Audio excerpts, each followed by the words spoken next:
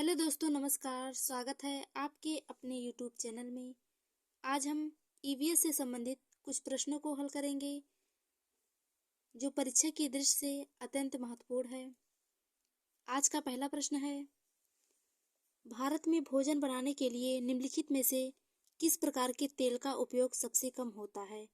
Option A palm का तेल, option B सरसों का तेल, ऑप्शन सी नारियल का तेल, ऑप्शन डी मूंगफली का तेल।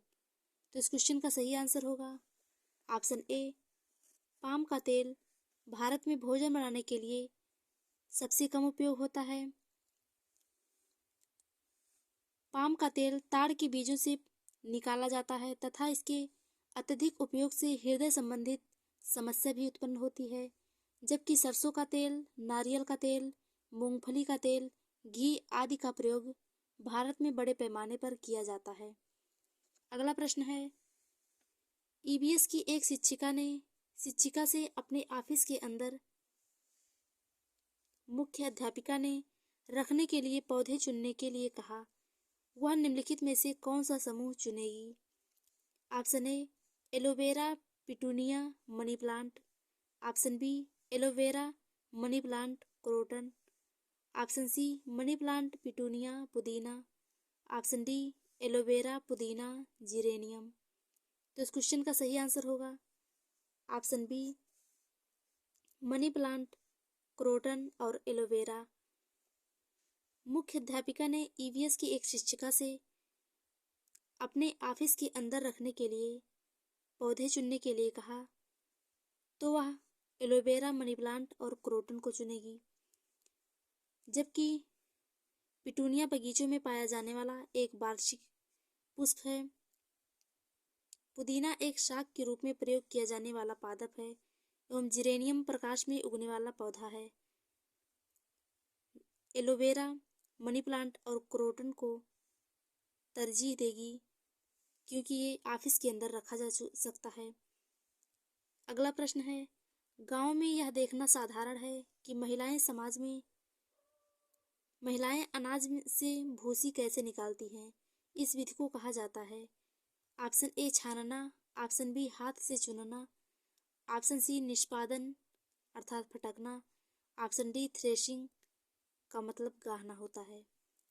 तो इस क्वेश्चन का सही आंसर है ऑप्शन सी निष्पादन अर्थात फटकना कहते हैं। अनाज में से भूसी निकालने की प्रक्रिया को निष्पादन कहा जाता है, जबकि थ्रेशिंग मशीनों के द्वारा होने वाली क्रिया है जिसमें अनाज को भूसे से अलग किया जाता है।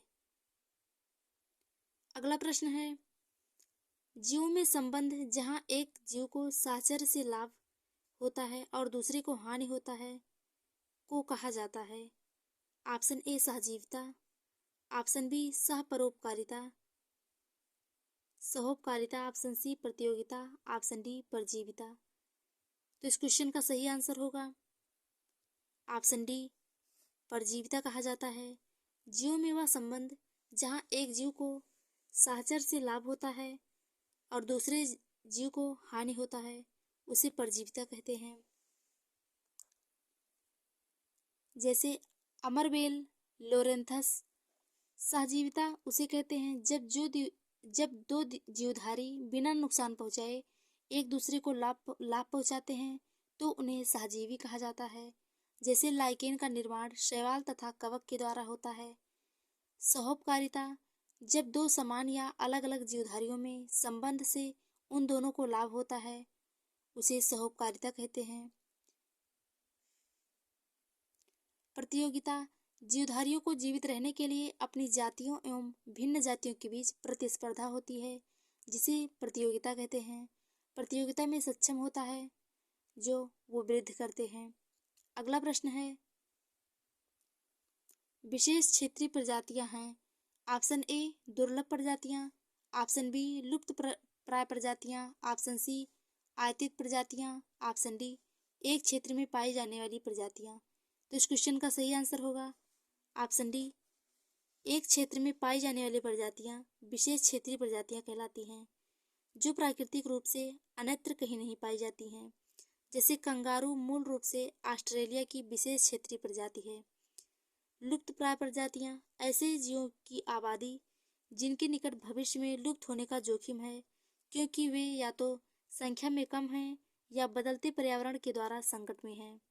दुर्लभ प्रजातियां ऐसी प्रजातियां जो दुर्लभ, असामान्य या कभी कभी दिखते हैं, जैसे हिमालयन ब्राउन भालू, उसे दुर्लभ प्रजातियां कहा जाता है। अगला प्रश्न है, निम्नलिखित में से कौन सा वनोन्मूलन के परिणाम है? ऑप्शन ए, वायुमंडलीय तापमान में वृद्धि। ऑप्शन बी, वायुमंडल में CO2 के स्तर में वृद्धि। ऑप्शन सी, भौम जल स्तर में वृद्धि। ऑप्शन डी, बाढ़ और सूखे जैसी प्राकृतिक आपदाओं के होने की संभावना में वृद्धि। तो इस क्वेश्चन का सही आंसर होगा, वनोन्मूलन के कारण तापमान में वृद्धि होगी, वायुमंडल में CO2 के स्तर में भी वृद्धि होगी, भौम जल स्तर में वृद्धि होगी। ये वनोन्मूलन के परिणाम नहीं है। और बाढ़ और सूखे जैसी प्राकृतिक आपदाओं के होने की संभावना में वृद्धि, ये भी परिणाम देखने को मिलेगा। तो इस क्वेश्चन का सही आंसर होगा option C, A B D option सही है।